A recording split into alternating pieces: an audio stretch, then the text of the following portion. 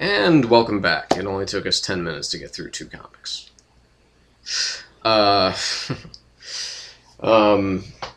Those of you who have been watching, who watch my stuff, and the couple of subscribers that I do have, and the couple of viewers that I do have, I appreciate all that you sit through as far as this is concerned, because obviously tangents do emerge, and I just follow them sometimes where they lead, and I have to rein myself back in to remind my people, to remind myself, I should say, that there are viewers out there that actually do watch my shit. So I try and keep it brief. I really do. So bless you for watching and sticking around. So anyway, moving on to another Batman comic, Batman Streets of Gotham number 21. Now, sad, because it's the end of Paul Dini's run on this comic.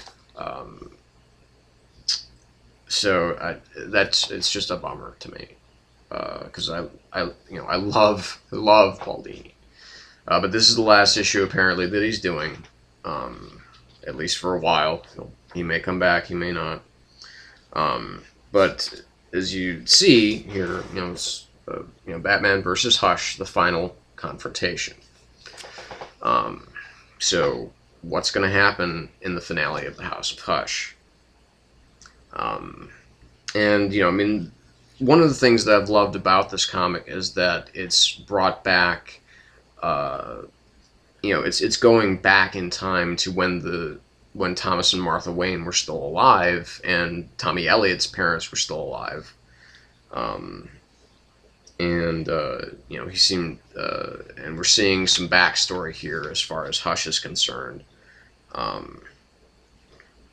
Now, and we see this, we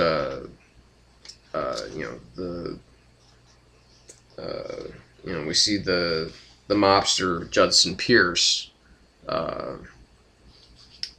and his kind of fall from grace, as it were.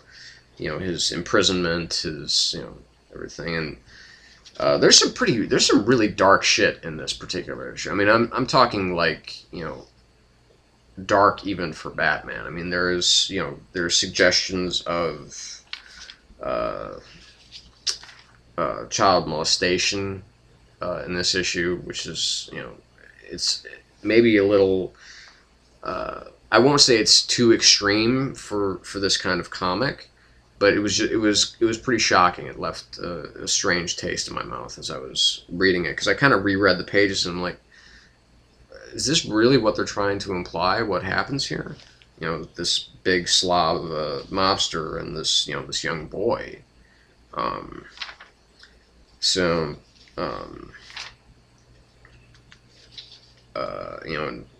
There's just some really interesting stuff going on here, as far as there's not an epic confrontation between Hush and Batman, as one might suspect, but it's kind of anticlimactic a little bit, but so it's but some really interesting things do happen in here. So it's nice to see that, and we have the birth of what may be a new supervillain, or a new Batman villain, at least in this issue. So it's a really good departure for Dini, in the sense that it is kind of anticlimactic, and it does leave you asking more questions about not necessarily what happened, but what's going to happen next. So that's always a nice thing, because that brings you back. So on to kind of my split books of the week here, because there was one big number 1 and one smaller number 1, but both of them were pretty important. I'm pretty sure one of them is going to take up the rest of this particular segment, so you're going to bear with me. So from Boom Studios, we have Clive Barker's HELLRAISER, issue number 1.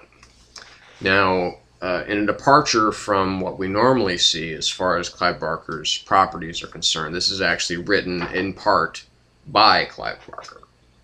So I mean, to me, that's huge. It's important for me to talk about that as far as any living writer, any living novelist is concerned, Clive Barker is my favorite writer, and has been for a couple years now. Ever since the first book of his that I read was Cabal, which was made into the film Nightbreed, and of course the story that's contained in the back of that book, which is The Last Illusion, which was also unfortunately turned into a movie called Lord of Illusions. It's strange because Clive Barker, you would think that Clive Barker, because he directed both Nightbreed and Lord of Illusions, you think that he himself would actually would adhere more to his own work as a director, rather than, some hack directing it and, ripping all the good shit out. Now, the things that have always that I've always found that are really extraordinary about Clive Barker as a writer, and especially as a horror writer, is that he doesn't confine himself to the limits of the genre. He's always trying to stretch those boundaries. It's not, he doesn't do vampires, and he doesn't do zombies, and he doesn't do, werewolves and all that bullshit, and he doesn't do, like a lot of prison rape and, more earthly, like a Stephen King might do. I'm not a huge fan of Stephen King. So let that be known. Let me just put that out there right now. Because Clive's stuff tends to be more otherworldly. It tends to be more, he is creating a world, like in The Great and Secret Show, where he creates Quiddity and Weave World and, of course, the Books of Blood. And now, of course, he's, it's a very different version of hell that we're used to seeing in, what started out as The Hellbound Heart, and then became the series of films, and now was a comic book for a while, in which we followed the different Cenobites on their various misanthropic adventures. And this is just, it's a fascinating read, part one, because we are reintroduced, of course, to Pinhead, the most famous of the Cenobites. And he appears to be growing very tired with what he's doing, which is just, we'll tear your soul apart, blah, blah, blah, let's just fucking get on with it. That just seems to be his attitude in this. And what he seems to want to do, that's explained in this issue, is a fascinating idea. I'm not going to get too much into it because I don't want to spoil anything. But, the Le Marchand configuration, or the Lament configuration, whatever you want to call it, the puzzle box in which they're contained, and which is the gateway to hell, makes an interesting appearance in this book. And we are reintroduced to the character that was introduced for the film, because the film, the book, The Hellbound Heart, that was entirely set in England, and he Americanized it for when he created Hellraiser.